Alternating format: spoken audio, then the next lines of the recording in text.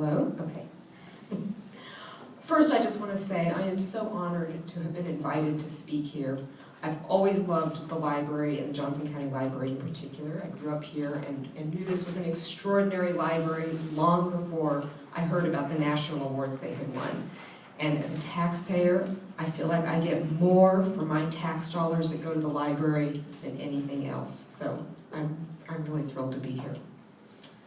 So, I used to be a microbiologist with a global pharmaceutical company named Merck, and more recently, I taught nutrition education with a natural foods co-op in Lawrence called the Merc. And together, these two Mercs have given me a unique opportunity to recognize what I have now come to believe is the fundamental challenge facing humanity, which, if we could find a way to make a difference on, it would positively impact all the major challenges facing our world today. So I'd like to share my story with you, and hopefully this will inspire you.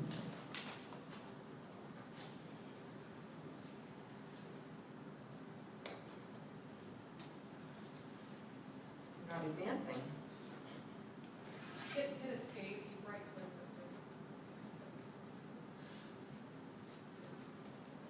Thank you. So good. So, my purpose in sharing my story today is to make the connection for people that I was able to see firsthand myself as well. And I want to start, since this is a writer's conference, with a little bit of foreshadowing here. And I'm going to share this quote from James Madison that I think is very relevant to what I'm going to be sharing with you here today. He says, "I believe there are more instances of the abridgment of the freedom of the people by gradual and silent encroachments of those in power than by violent and sudden usurpations." Now, when you think about the largest challenges facing our world today, would you agree with me that these 5 that I've selected are some of the biggest ones? Would you agree they're all pretty important? Now, while these are all pretty important, none of them are what I consider the fundamental challenge, which I'm going to explain in a little bit. But what if something we've all been taught to do all of our lives from our earliest days turned out to be making all of these things worse and was completely unnecessary to us having a good life? Would you be willing to look into this further? So now let me tell you my story. I was a small child when the death of Kitty Genovese rocked our nation. Kitty was a waitress walking home late one night in New York City through a crowded urban or residential area when she was attacked by a stranger and she screamed for help. Now, it's been documented that dozens of people heard her cries over the half an hour that it took before this person killed her. And yet somehow no help ever came to help Kitty. Now, I was very small when I learned about this, but I heard adults talking about it multiple times through my childhood. And it had a profound effect on the whole country because people were asking, what does this say about us as a nation that something like this could have happened here? For me as a small child hearing this, it had a profound effect, and I vowed that if I ever knew of an injustice or a harm that was happening, and without putting myself in danger, if I might be able to make a difference to that by speaking up, I wanted to make sure I would always be a person who would do so. So that was incident number 1 for me. Incident number 2 was when I was learning about the Holocaust. I was about 8 years old. And the thing that really stuck in my brain the most about what I learned, I think it stuck there because it challenged my black and white notions of the world at that time. You see, as a small child, or an 8-year-old, I thought that there were good people and there were bad people. And I thought it was a clear demarcation between them, and obviously anybody who participated in the Holocaust was a bad person. And so when I learned that many of the prison guards who were known for carrying out the most horrific crimes and violence against children and even babies went home each night and by all accounts were normal husbands and fathers. I couldn't wrap my brain around this. It challenged my notions that there was this clear difference between good people and bad people. That was incident number 2. Now actually, I was not the only one who was thinking about this idea. It was being much discussed in academic circles as well. And many people were trying to understand how people were able to do what they did in the Holocaust. Was there something unique about them, about that culture, or could that be any of us? And one of the most well-known experiments ever done was by Yale psychologist Stanley Milgram. And he designed an experiment where volunteers came in and didn't know what he was really testing. They thought they were in an experiment about learning. And he put them in a situation where they believed they were delivering electric shocks of increasing intensity that could be dangerous to people. And an authority figure was encouraging them to keep doing this even as they saw it was causing harm. And he wanted to know what % of people would be willing to go all the way and give the highest electric shock that they thought might be dangerous. You know how many did that? In the original experiment, 65%. Now this was repeated different times and places, and the number never went much below 50. But that tells us 2 things. It tells us, one, that under the right circumstances, around half or more of us are capable of doing things that are pretty disturbing. And it also tells us that culture probably plays a role in this because it did vary from place to place. So different cultural values might make people more or less likely to be susceptible to this. Now, before I can share incident number 3 with you, I need to tell you a little bit more about myself. I was a huge animal lover. I was the person in the neighborhood that everybody brought orphaned and injured animals and birds and squirrels and everything to, and I cared for them and sometimes successfully rehabilitated them. Also, I saw myself as having less willpower than anybody else I knew. I was a compulsive overeater from my earliest days, and often would eat to the point that my head and my stomach hurt, and only then would I quit eating. And I knew that every time, and I still couldn't stop myself. And 2 of my favorite foods were barbecued ribs and steak soup. So incident number 3, just before I became a teenager, my parents became aware of how the meat they were getting at the grocery store was being injected with chemicals, and the animals were being exposed to all kinds of things chemicals they didn't want in the meat they were eating. And at that time, you couldn't walk into the grocery store and buy organic meat. So my parents decided to get a farm down in the Ozarks. They put a herd of cattle on them. And I remember when I sat down we used to go down to the farm on weekends, and I would watch the mama cows with their babies. And it was obvious there was such a connection between them, a very strong bond, and I loved watching them, and I felt connected to them. And then I remember sitting down to dinner a short time after that, at the family dinner, and somebody announcing that the steak I was cutting into was one of our cows. Now, if you had asked me before this time, I knew that meat came from animals. I knew an animal was killed to make it.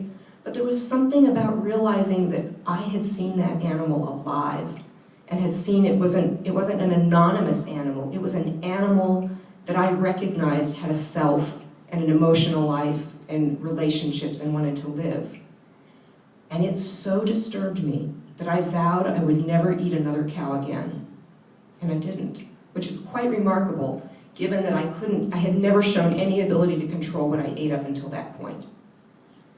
I think love was a big part of it, what enabled me to do that. But I was also a very resourceful child. And it occurred to me, when I saw dead animals on the side of the road, they didn't make me want to eat them. That was just gross. And really, when I thought about it, there wasn't much difference between that slab of meat and the roadkill on the side of the road. So every time I saw somebody eating meat, I just thought about the dead skunk I had just seen out on the road. And it kind of turned me off, and I was able to do it. Now, by the time I got to college, I was studying microbiology, and the idea of survival of the fittest had almost become a moral framework for me. I had worked a variety of other jobs at that point I'd been teaching natural history workshops, I taught dissections to younger children. I had done a lot of things that had encouraged me to shut down the feeling part of myself. And I was getting a lot of accolades for this as well and making money from it. So by the time I got to college, I was fully into this way of thinking. And my education further desensitized me. I was doing dissections on all kinds of different animals. I needed money in college, and I found out about this really cool sounding lab job. And I applied, as did a lot of other students that I considered much better students than myself, and I was chosen for it. And the job had me doing glucose tolerance tests to rats as part of a research study. And I was taught how to cut the tips of the tails off, and I had to get the blood, and I had to fast them to try to get them to eat pure glucose so we could get a baseline for our test, and they weren't cooperating. And so we had to fast them longer and longer periods, and I was taking their water away from them. We put the glucose in water to try to force them that way. Nothing was working. And one day when I went walking into the lab room with the rats in it, I saw them all in their individual little boxes. They'd been several days now without food and some period of time without water, and they were just doing this back and forth in their cages, just looking at me as I came in. And I realized not only that I was responsible for causing tremendous suffering to these animals, but that any results we got from this would be completely meaningless, because if you stress animals this much, you surely can't use that as a baseline for seeing how they respond to other substances. So I immediately, when I realized this, I went right into the professor who was supervising me, and I explained this all to him. And he sat back in his chair and he said, I know. He said, you're absolutely right. Did I just touch something I shouldn't have? I'll get back there. So he said, you're absolutely right. He said, but you know what? He said, if I don't use up the grant money I've been given, I won't get as much next year. He said, so just go ahead and do the research anyway. It doesn't matter if we can't publish it. That was a huge moment for me.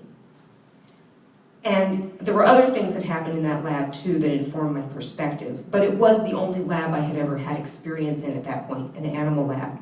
But it kind of left me with this idea that anybody who would be willing to do research on animals must either not care much about animals or be a very insensitive person anyway to be able to do that. But I didn't think much about it. It didn't challenge my overall perspective of lab animal research. I just kind of looked at it as what happened there and then, and I quit that job and got out of there and was really glad to do so. Now, there were other things I learned in college too from what I was seeing. One of them was I was starting to realize how the industry influences students. And there's many examples of this. I remember I went to an NSTA, National Science Teachers Association conference a few years ago, and I was quite shocked to see how many special interests were providing free curriculum materials to students and how biased it was in the perspective that it was presenting to them. But of course, the classic example of this is the dairy industry. How many people here still, at this point, believe that dairy products are overall a healthy food for humans? I did too. And you know, when you think about it, where did those ideas come from?